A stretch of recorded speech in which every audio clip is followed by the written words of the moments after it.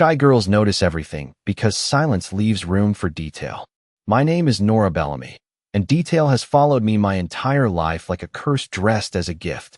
I remember lipstick shades, license plates, cufflinks, exit signs, and the exact words people use when they lie. That is how I survived New York without ever belonging to it.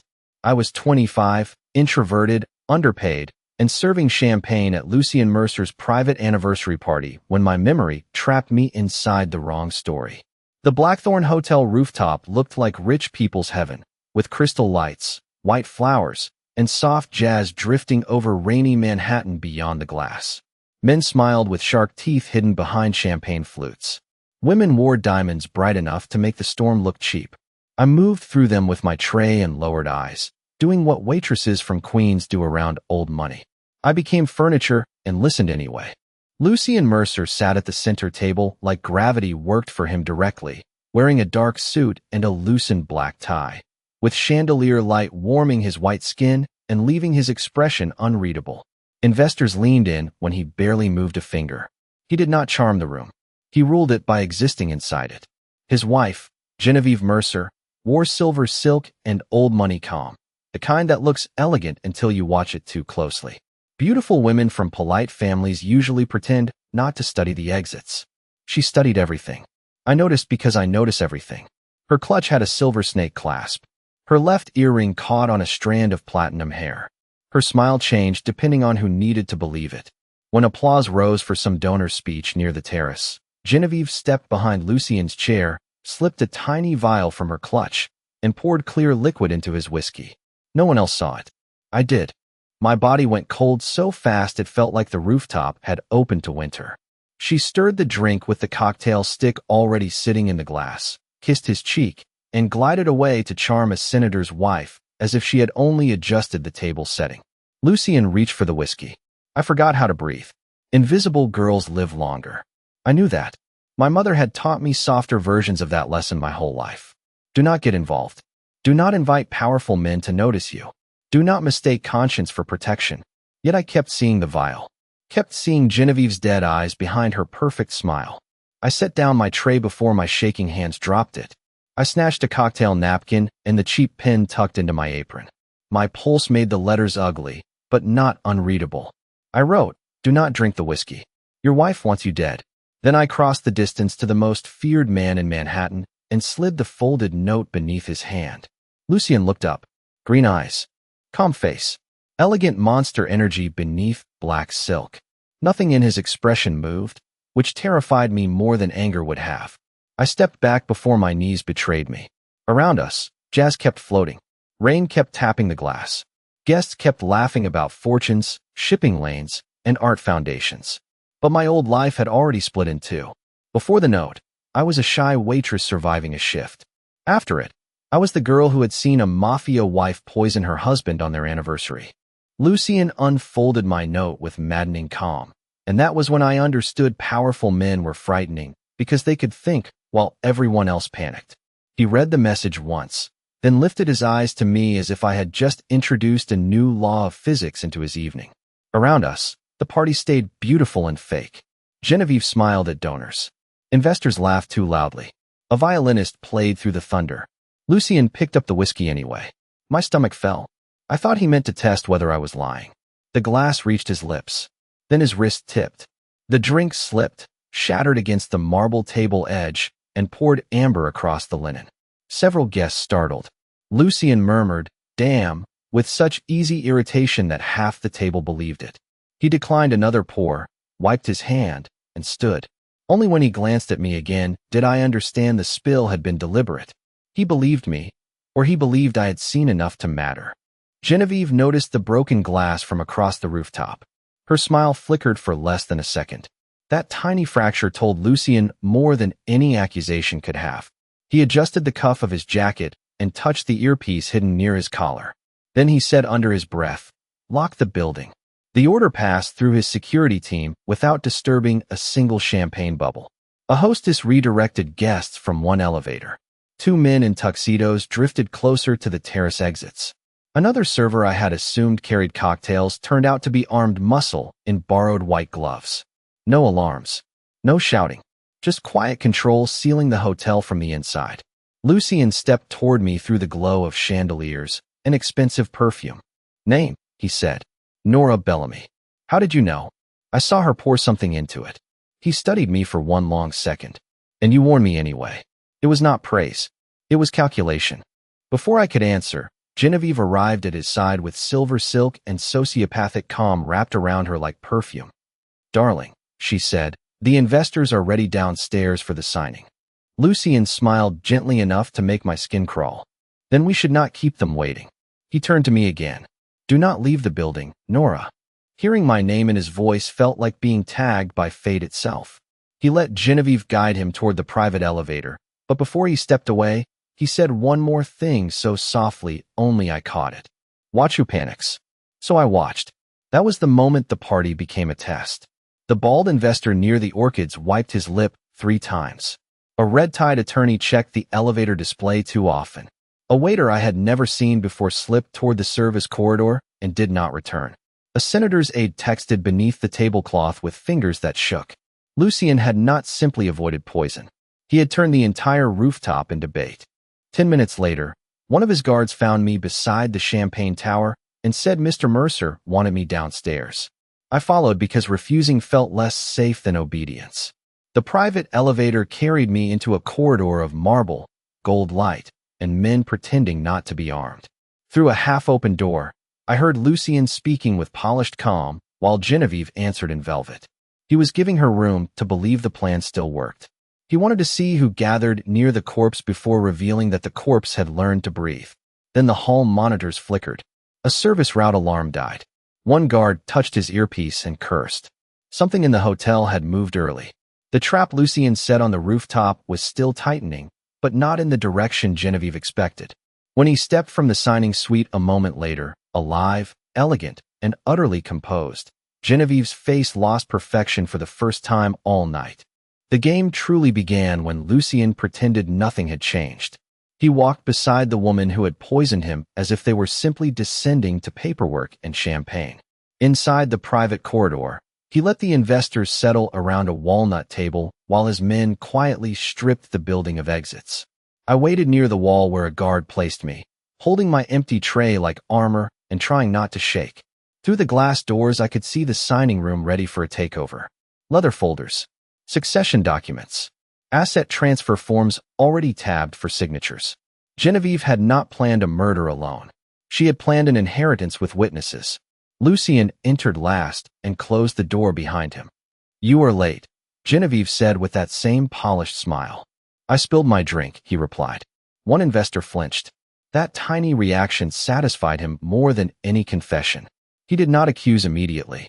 He let the silence build until everyone in the room started drowning inside it. Then he opened the transfer folder, glanced at the signatures prepared for his death, and said, "Ambitious evening." A lawyer tried to speak. Lucien silenced him with one look. He turned to Genevieve. The whiskey upstairs was poisoned. She tilted her head. That is a severe accusation without proof. Lucien extended his hand toward me. I have a witness. Every face in the room swung my way at once. I told the truth in a voice that barely sounded like mine. I had seen her pour the vial. I had seen her stir the drink. I had seen her walk away smiling. Genevieve looked at me with pure ice. Lucien looked at the room and finally understood what my note had bought him. Not safety. Visibility. He could now see who had expected him to die. Guards entered. Phones disappeared. Briefcases were collected. One investor began to protest until Lucien said, "Sit." And the man sat as if gravity itself had spoken. Genevieve still refused to crack. "If you believed I wanted you dead," she asked, "why come here alone?" Lucien smiled without warmth. "Because I wanted to see who looked relieved when I arrived breathing." That was when a guard rushed in holding a tablet from the hotel cameras. An unidentified man in catering whites had entered the lower kitchen route carrying a metal case and no food. Camera feed failed moments later. I saw Lucien understand it before anyone said it aloud. Genevieve had layered the night.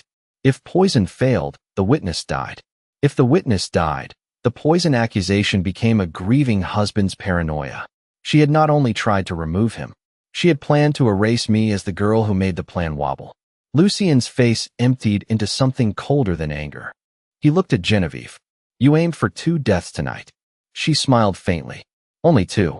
He gave the investors to his guards, caught my wrist, and pulled me from the suite with controlled urgency. She is not touching the girl, he said. In the elevator to the service level, he asked how well I knew the kitchen routes. I told him about dry storage, prep hall, freezer access, and staff corridors because memory was the only weapon I had. He listened like a general receiving a map. The moment the doors opened, heat and noise hit us. Cooks still plated desserts. Dishwashers still shouted over steam. Nobody understood that a hired killer was already among the stainless steel and copper. Lucien scanned the room once, then placed himself between me and every shadow. Stay with me, he said. It was the first time his command sounded less like control and more like a promise. We crossed the hot line, the pastry station, and the prep corridor until Lucien noticed an overturned cart near the cleaning alcove. He pulled me back 1 second before the assassin came out of the dark with a silenced pistol aimed straight at my chest. The kitchen changed my understanding of Lucien Mercer forever. On the rooftop, he had looked elegant. In the signing room, untouchable. In the prep corridor, he became what the rumors had always promised. The first shot cracked past my shoulder and ripped through a hanging rack of saucepans. Lucien shoved me behind a steel table so fast I hit the cabinet breathless. Then he slammed into the assassin before the man could fire again. Their bodies crashed into the tiled wall hard enough to rattle the spice shelves. The pistol skidded across the floor. The killer reached for a knife. Lucien caught his wrist and broke it with a sound I felt in my teeth. I had never seen violence at that distance. It was not movie violence. It was real, fast, efficient, and intimate. The assassin gasped and tried to drive the blade toward my legs anyway. Lucien answered by pinning him to the floor and twisting the man's ruined arm until the kitchen filled with an animal scream. Steam curled off stock pots around them. A pastry chef froze by the doorway holding a tray of tarts. 2 line cooks backed away without daring to run. Lucien did not even look at them. His entire attention belonged to the man who had been sent for me. Who hired you? He asked in the same even voice he had used upstairs. The contrast was more frightening than shouting. Blood ran from the killer's split lip onto the white grout. He spat, tried to lie, and looked toward me by reflex.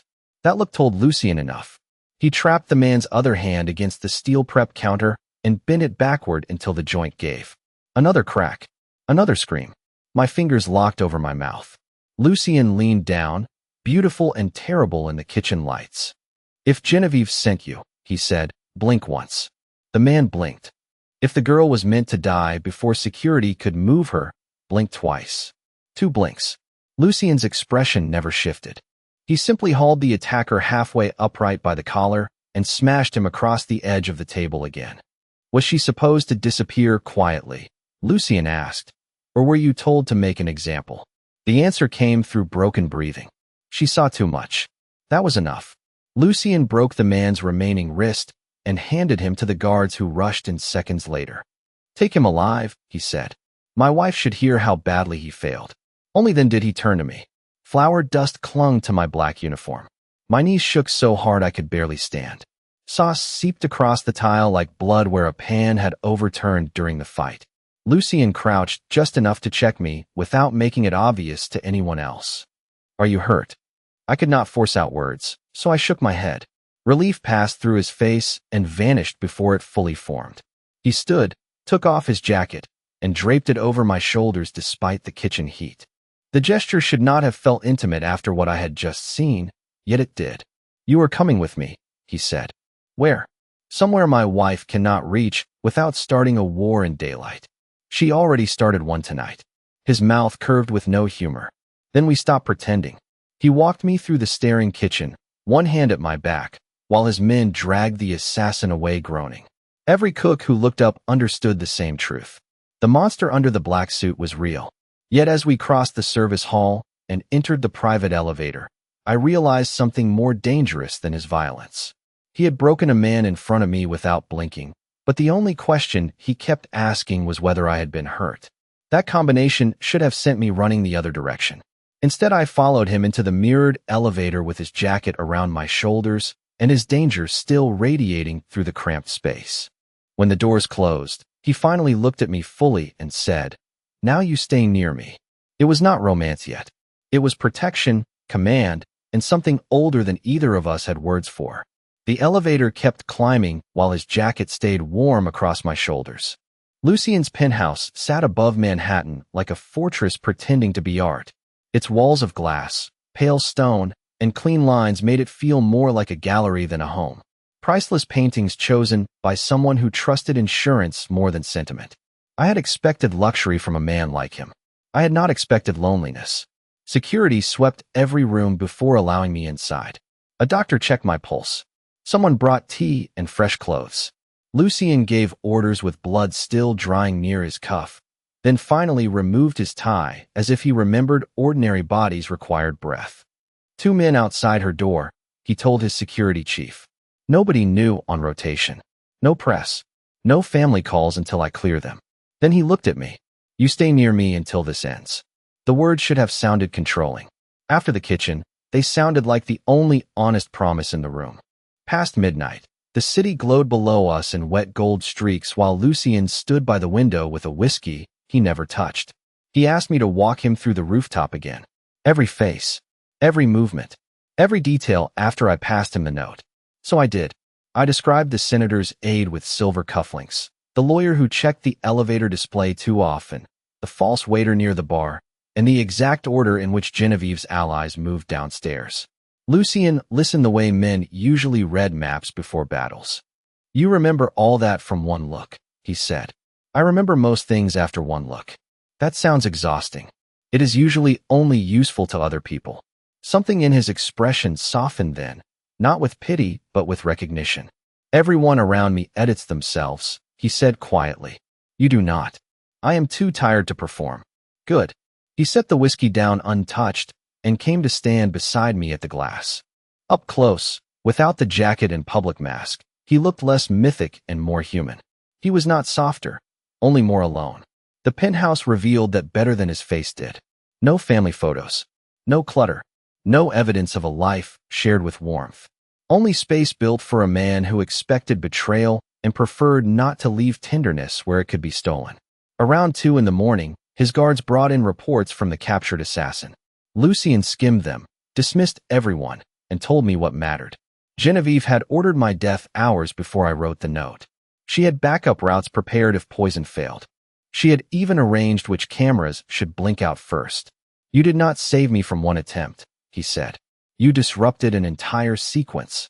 That sounds like a bad achievement. It was for her. He looked at me then with a far more unsettling mix of curiosity and hunger for sincerity. Why did you really warn me, Nora? I stared at the rain crawling down 40 floors of glass. Because everyone on that rooftop was acting like wealth makes death acceptable if it is dressed correctly. He held my gaze. And you could not live with being one more quiet witness. No. The answer hung there, simple and dangerous. Lucien exhaled like truth had become a rare luxury in his world. Most people stay useful by staying silent. Most people are smarter than me. No, he said. They are smaller. That line landed too deep. Later, when he showed me to the guest suite, he paused at the threshold as if reluctant to let the conversation end. Try to sleep, he said. Tomorrow I move you somewhere safer. Safer than the sky? His eyes held mine for one extra beat. This place is not safety. What is it then? He answered with brutal honesty. Proximity. The word followed me into the dark bedroom and stayed there long after the city quieted, because by then I had begun to see what Genevieve clearly never valued. Lucien Mercer was terrifying, yes. Ruthless too. But beneath the control and the empire was a man starved for one thing everyone else around him had replaced with strategy. Sincerity. The more time I spent near him, the more clearly I saw his solitude. Dawn kept climbing the glass, and neither of us stepped away soon enough. Morning brought sunlight, coffee, and the kind of evidence that changes grief into obsession.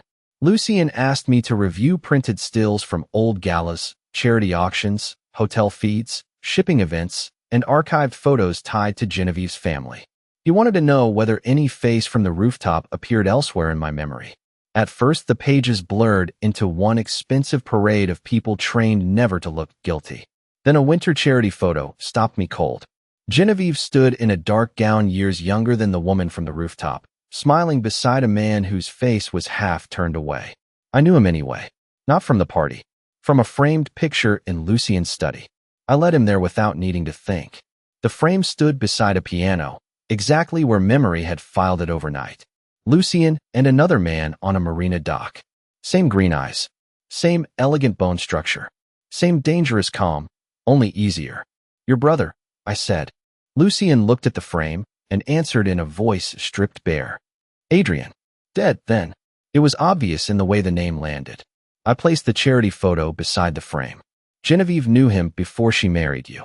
Lucien's face hardened. On the evidence board nearby, one of his men had pinned old documents about Adrian's death, Genevieve's shell accounts, and a warehouse fire listed for years as rival retaliation.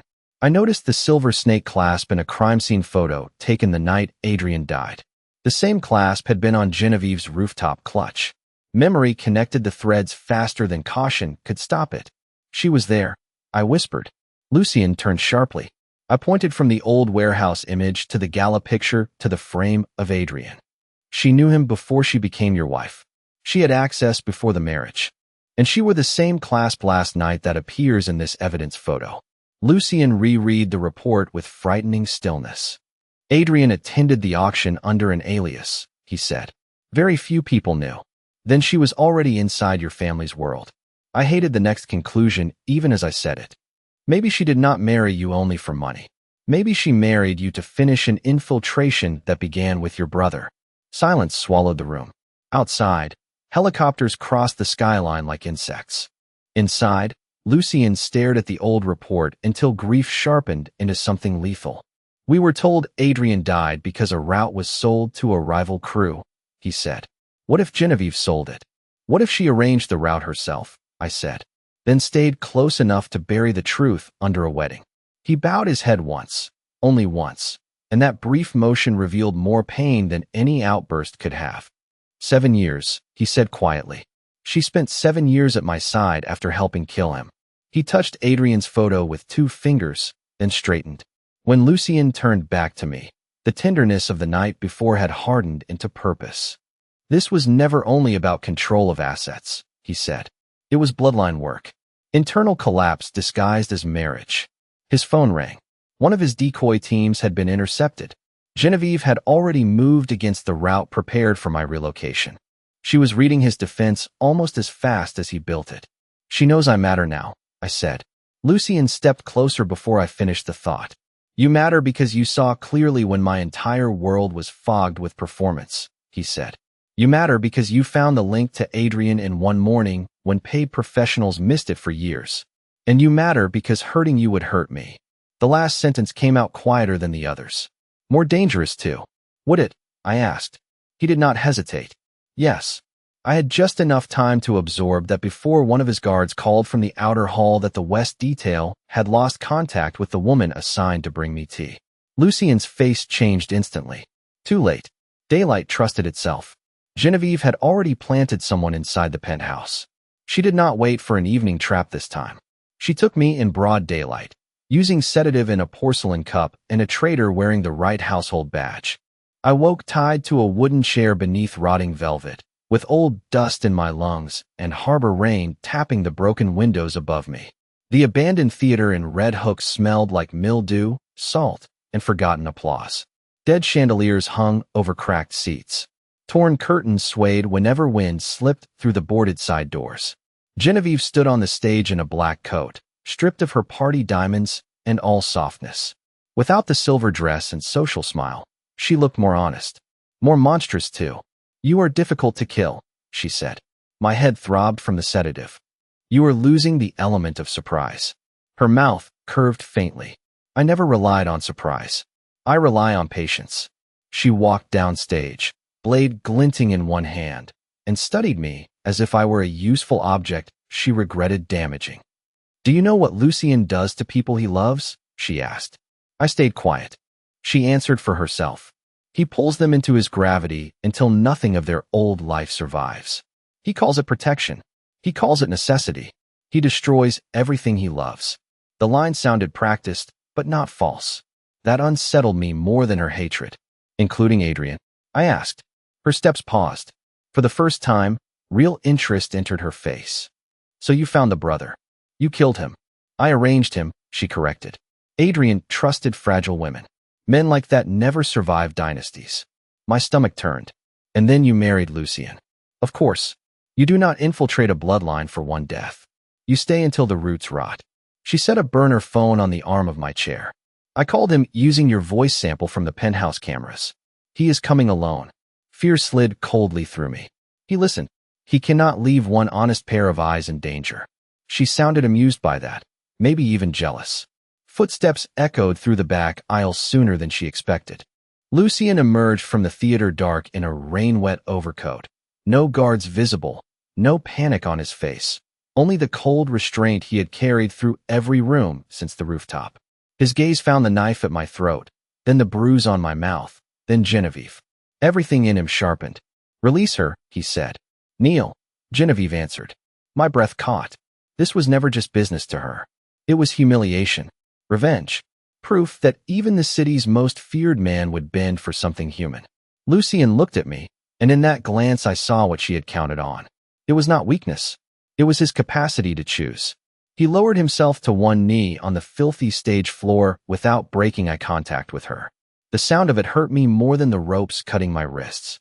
Genevieve smiled like she had finally reached the part of the story she wrote for herself years ago. There he is, she said. The man beneath the empire. Lucien's voice stayed calm. You wanted proof I would trade anything. You have it. Let Nora go. Genevieve pressed the blade until I felt heat bead at my throat. You still misunderstand me, she said. I never cared most about your money. I wanted to watch Mercer men choose love and lose because of it. She raised a pistol toward Lucien's chest. That was the moment I realized he had not come to beg. He had come alone because she trusted her own theater too much. His sleeve shifted. A narrow blade dropped into his palm from the hidden cuff. He moved just as she tightened her finger on the trigger. The knife buried itself in her wrist. The gun went wild. Glass exploded overhead.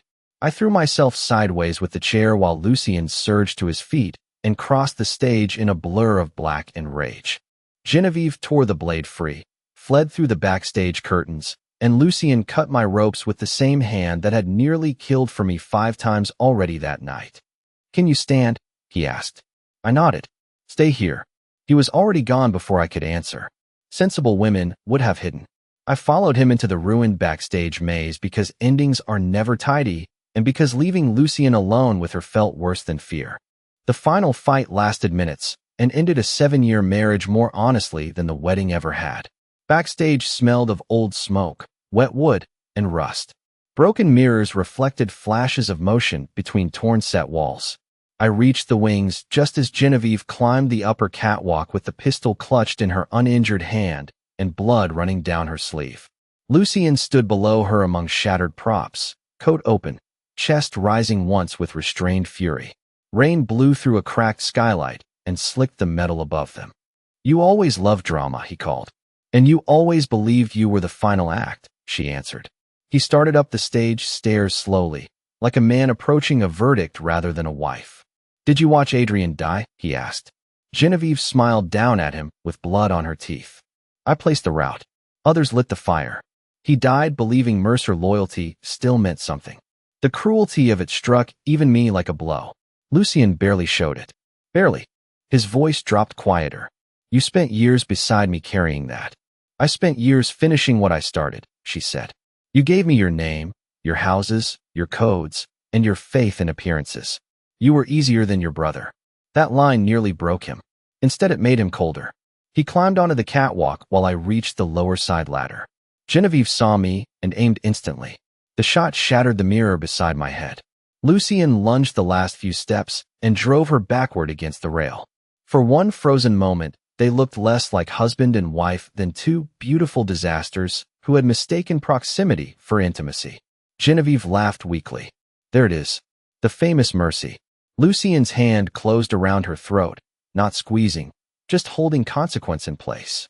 Mercy stayed with Adrian, he said. She slipped on the rain-slick grating. The catwalk lurched. Her body pitched backward over the railing. Instinct overruled hatred. Lucien caught her wrist before she fell into the dark orchestra seats below. Even after poison. Even after Adrian. Even after me. He still reached. Genevieve hung there above the ruin, staring up at him with something like triumph. "You still do not understand me," she whispered. With her free hand, she yanked the knife from her own wrist and drove it into his forearm. His grip tore open. She fell through theater darkness and struck the lower level without another word. Silence followed. It was not peace. It was shock. Rain ticked through the broken roof. My own pulse thudded in my throat. Lucien stood unmoving, blood running down his arm, where she had chosen death over capture. I climbed the ladder and touched his sleeve. "It is over," I said. He turned toward me as if endings were things other people got to believe in. Then his eyes found the cut on my throat, the bruise on my mouth, and whatever remained unsteady inside him locked into place.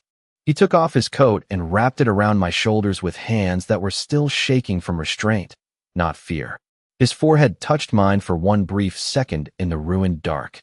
"She was wrong," he said, voice rough for the first time since I met him. "I do not destroy everything I love." The confession hung between us, sudden and undeniable. Sirens wailed beyond the harbor. His men finally flooded the theater aisles after tracing him despite the order to come alone. They found Genevieve dead among broken seats and old programs. They found the burner phone she had used. They found enough evidence to tell the commission their inside queen had fallen before finishing the board. By dawn, the official story would be cleaner than the truth. Suicide, financial crime, domestic collapse. Manhattan would swallow whatever version suited it best. But I knew what had really happened in that theater. A woman built a dynasty trap out of beauty, patience, and old money. A man knelt for the waitress she tried to turn into collateral. And when the stage finally emptied, Lucien Mercer chose love without pretending it made him weak. 3 quiet months passed before we trusted the silence. By then, the Ligurian Sea looked too blue to belong to the same world. Lucien opened a small restaurant for me in Porto Venere under a quiet name and a louder act of devotion.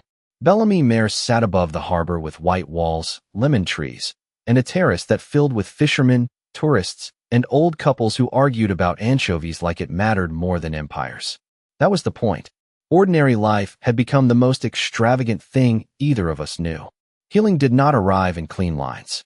I still woke sometimes with theater dust in my lungs and the memory of a blade at my throat. Lucien still went silent when rain struck glass too hard. But in Italy, silence no longer felt like a loaded gun. It felt like space where we could breathe. Some mornings, he even laughed before coffee when fishermen argued with him in dialect and accused the city man of slicing fennel too thin. I worked the floor in linen dresses instead of black polyester. He worked the kitchen because, according to him, knives made more sense when attached to lemons than bodyguards. One bright afternoon, I found him at the prep counter with his sleeves rolled up, cutting citrus for the evening service while sunlight poured through the back windows and turned the whole room gold. A man who once controlled half of Manhattan now stood separating seeds from lemon flesh with monk-like focus. I leaned on the doorway and laughed. He looked up. "Cruel woman. You look domesticated. I look busy. You look like someone who traded armored cars for basil quality." The corner of his mouth lifted. That smile still felt private, still felt like something the world had not earned. "Basil quality matters more," he said.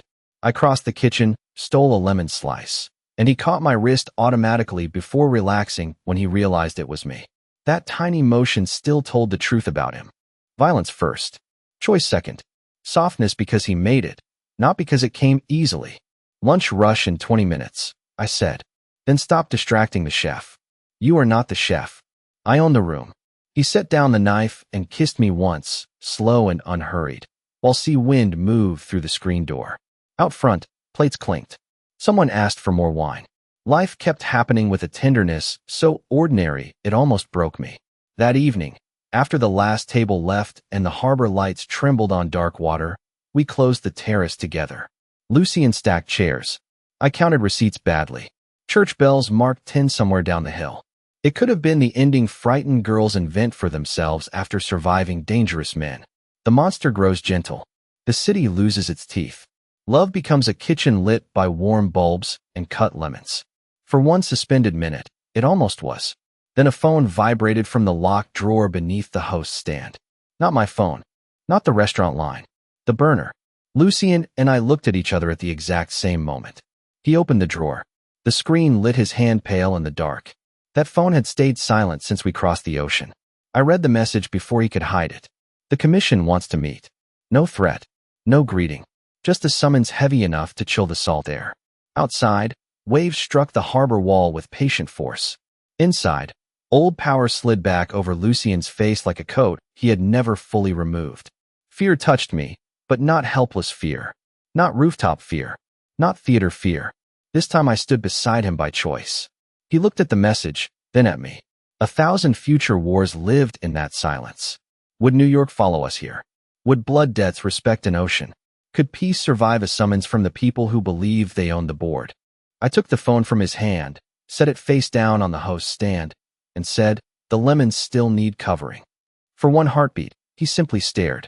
Then that small, dangerous smile returned, the one that promised strategy, storms, and the end of anyone foolish enough to mistake peace for weakness. He reached for my hand. Outside, the sea kept moving under moonlight like a secret older than every empire that ever tried to name it. Inside our little restaurant, the burner waited in the dark. Cut to black.